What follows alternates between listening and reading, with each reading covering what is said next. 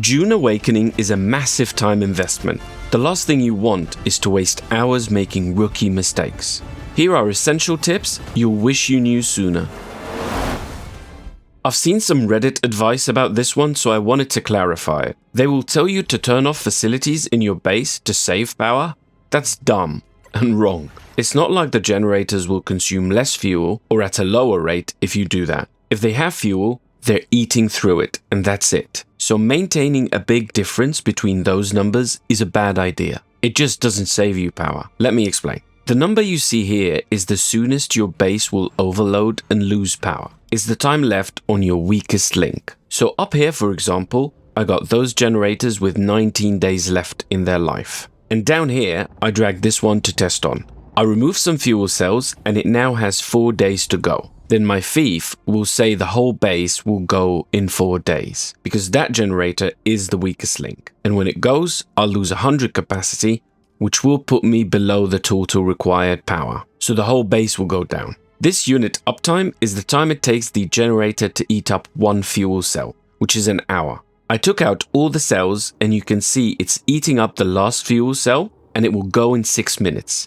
which means the whole base will. Now if I go turn something off, like this death still, which consumes 200 on its own, now my base consumption is lowered and I can afford to lose this generator while maintaining my base power. So now the thief says I got 15 days. But the point is, this generator is still eating up the cell at the same rate. That didn't change. So now that I have a bigger gap between those numbers, it just means I'm wasting more cells. If I disable this generator or take out all the cells, then I'm saving. So the correct way to save, let's say if you're taking a break for a few days, is to power off your machines in the base, but also turn off the generators or take the cells out, reducing both of those numbers to maintain the base power and shields. It's not like turning off the lights before you go to bed to save on your electric bill. In this game, you've already paid if you put fuel cells in generators.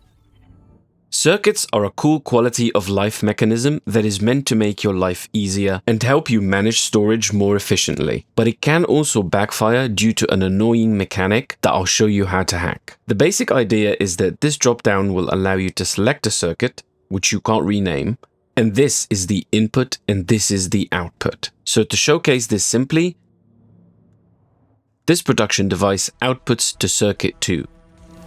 And on this storage, I'll set the input to circuit 2.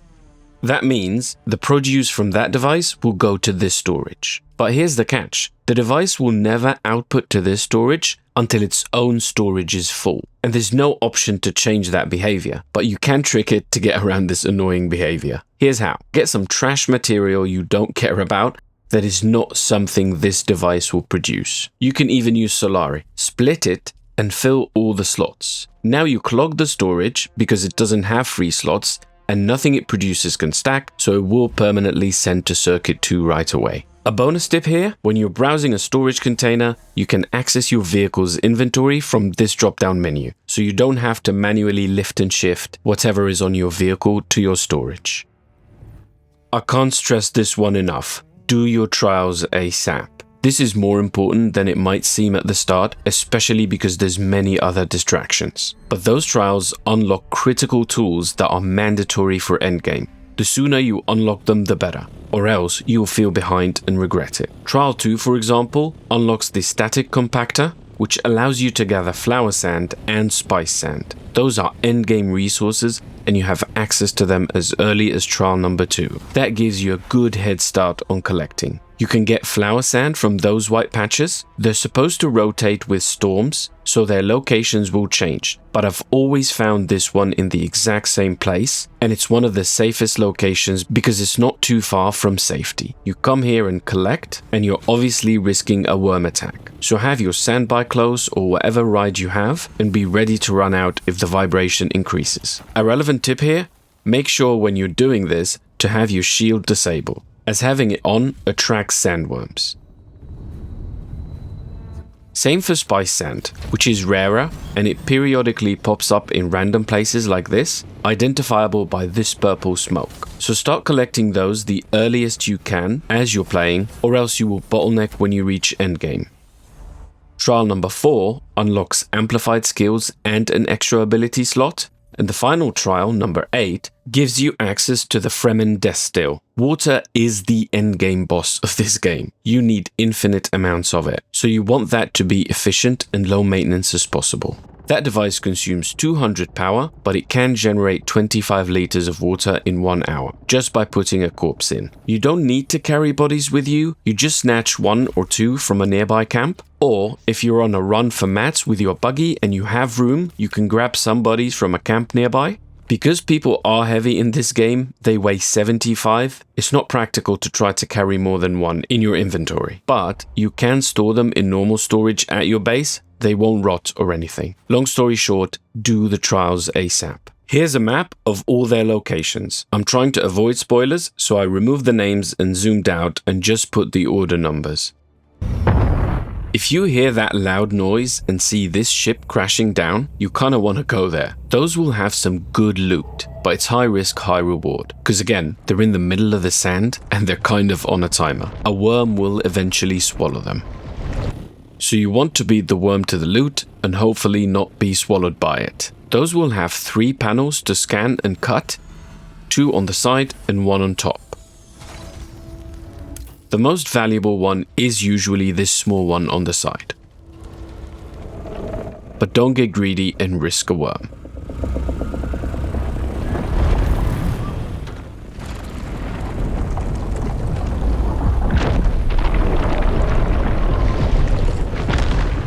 Flying is great. It allows you to avoid sandworms, get from one place to another quickly, especially if you're hitting multiple outposts, to collect any intel you missed, for example, or doing missions. And even better, you store your Orni in your backup tool. But none of that is a reason to skip the buggy. There's a lot of advice out there that tells you for some reason to skip the buggy to get to the Orni. That's just ill advice. Don't ever do that. You have to get your buggy and use it to efficiently gather resources that allows you to progress in the game. It also will allow you to build the Orni quicker, so never skip the buggy. And if you want details on the quickest way to build both the buggy and the Orni, check out my guide linked above.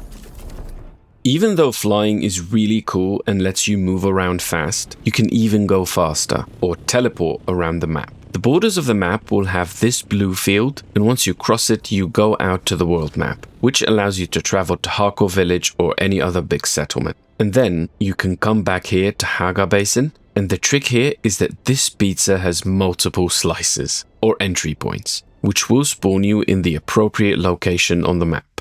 Here, for example, I came from the north. Say if I want to go to somewhere like the Anvil, instead of flying from north to east, I can just go around this pizza and enter from the right side. And here I am on the east side of the map. Same if I go out again, I can go to the bottom and enter from that side. And I'd come out here at the south of the map. So each one of those slices will spawn you at a point around the map approximately like this if we overlay them. So a clever use of this mechanic can save you quite a bit of time. That's also one of the reasons it's a good idea to have your base somewhat close to the edge of the map.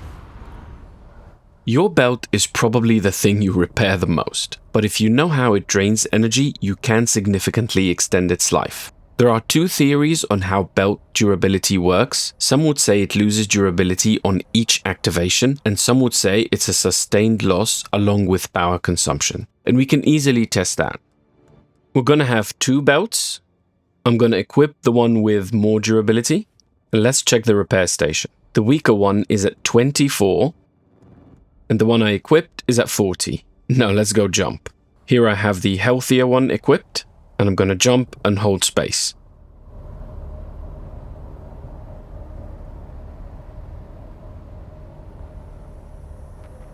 Now this is a full drain. We try again with a more damaged one, and I'm just tapping space.